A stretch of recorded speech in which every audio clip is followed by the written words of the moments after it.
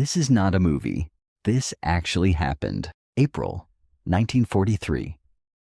World War II was turning into a nightmare for Adolf Hitler. The Allies were preparing for the biggest invasion the world had ever seen. Target? Europe's back door? The island of Sicily. But there was a deadly problem. Hitler knew it was coming. He fortified the beaches with thousands of soldiers. If the Allies landed there, it would be a massacre. They needed a miracle, or a masterpiece of deception. Enter London. Room 13, deep underground, 2 British intelligence officers were looking at a corpse.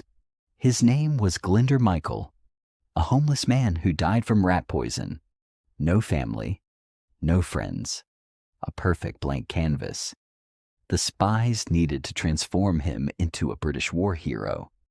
They gave him a name, Major William Martin. But Gestapo agents would double-check everything. They had to build a completely fake life. First, they invented a fiancée named Pam. They wrote passionate love letters, filled with drama and tears. Then they bought a ring and kept the receipt in his pocket. They added theater tickets from the previous night and an angry letter from his bank manager. Why? Because real people have financial problems. They have lives. Now the ghost was real, but the ultimate trap was the briefcase. Inside, it was a personal letter from one top general to another. The letter was a masterpiece. It didn't say, "We are attacking Greece." That would be too obvious. Instead, it used a joke, a casual comment about sardines, a hidden code, implying Sardinia was the target, and it mentioned Sicily as a mere fake cover. If Hitler read this, he would think he outsmarted them. The trap was packed.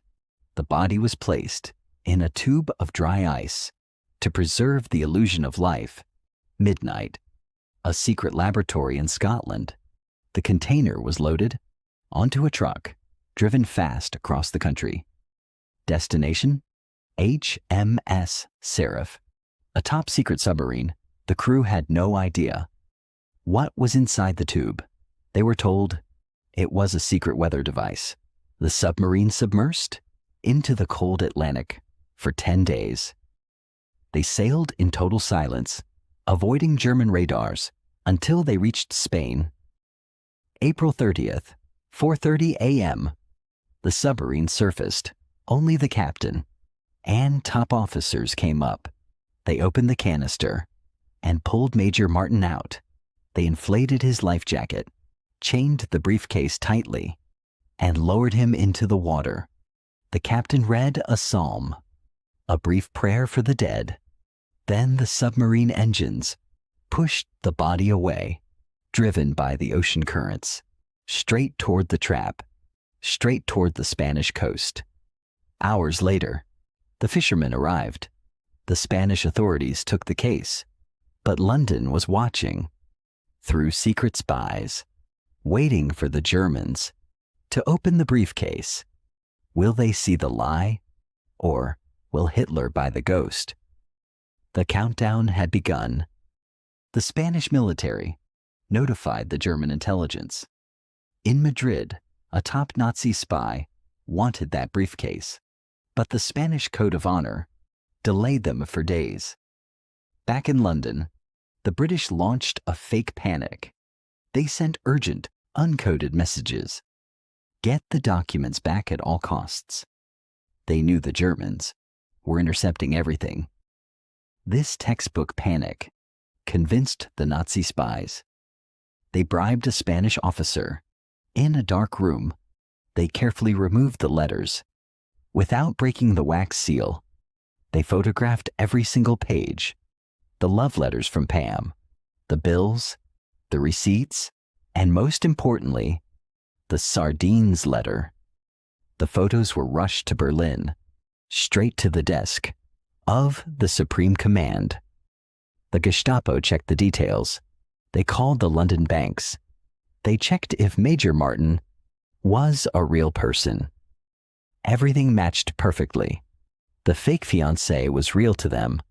The bank debt was real to them. The ghost had fooled the best spies in the world. Finally, the file landed on Hitler's personal desk. He read the sardines joke. He swallowed the bait whole.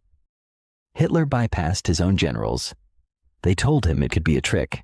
He didn't care. He ordered a massive shift of Nazi forces. Panzer divisions were moved to Greece and Sardinia. Troops left Sicily, unguarded, exposed. In London, Room 13 received a secret confirmation: mincemeat swallowed whole. The ghost had done his job. Now, the real army was ready to strike. July 10th, 1943, Operation Husky began, the ultimate clash. July 10th, dawn. The Allied fleet appeared, off the coast of Sicily. Over 160,000 soldiers stormed the beaches, expecting a bloodbath, expecting thousands of Nazi guns. Instead, silence. The beaches were nearly empty. Hitler's elite divisions were hundreds of miles away, guarding Greece, guarding Sardinia, waiting for an invasion that would never come. In Berlin, the news hit. The Allies are in Sicily. Hitler's generals panicked. They tried to order the tanks back. Too late. The British and Americans secured the island in days. Instead of losing thousands of men, the Allies lost almost no one. It was the perfect breakthrough. Mussolini's fascist regime collapsed weeks later. Italy was out of the war. Hitler's southern front was completely destroyed. All because of a single lie. All because of a dead man who never fought a single battle. The German command never realized they were tricked until it was too late to matter. Major William Martin became a legend in espionage history. The man who was nobody in life, but saved an army in death. After the war, his real identity was uncovered. He was buried in Spain with full military honors. His tombstone reads, the name Glinder Michael, followed by the man who never was.